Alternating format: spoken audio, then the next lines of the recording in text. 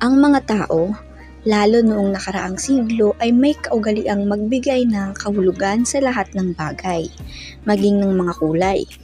Dahil dito, pati ang mga hayop sa paligid natin ay nagkakaroon na ng problema gaya na nga lang ang mga itim na pusa. Ngunit nakikinabang naman dito ang iba.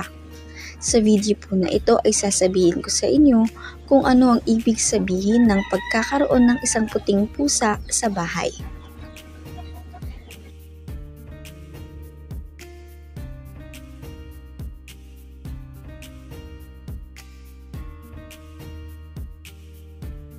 Ang puting pusa ay isang kulay na madalas iugnay sa kabutihan, kalinisan at good luck.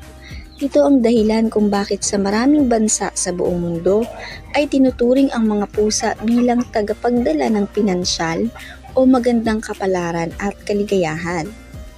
Ang sino mang may alagang puting pusa sa kanilang buhay ay malamang na makaranas at makaramdam ng alinman sa mga ibagay na ito. Sa pangkalahatan, ang puting pusa ay isang simbolo ng pasensya, kalayaan, misteryo at reborn. Sinasabing ang mga pusa ay mayroong 9 na buhay at ang bawat buhay daw ay tanda ng isang panibagong simula. Ang isang puting pusa ay nagsisimbolo ng muling pagsilang tulad ng iba pang pusa. Ang mga puting pusa ay tinuturing ding swerte. Sa maraming bansa sa mundo, ang isang puting pusa ay simbolo ng pagiging positibo.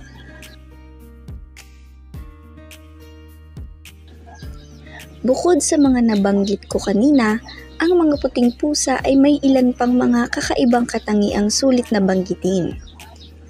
Ito ay upang makakuha ka ng ideya hindi lamang sa kung ano ang sinisimbolo at sinasagisag nila, kundi pati na rin sa kung ano pa ang maaari nilang maakit sa iyong buhay bilang kanilang tagapag-alaga. Ang mga puting pusa ay tinuturing na mahiyain at kalmado. Sinasabing sila ay simbolo ng pagpapaubaya at kontrol. Ang mga taong may alagang puting pusa ay malamang marunong magtiis sa kabila ng hirap ng kanilang buhay sa abot ng kanilang makakaya.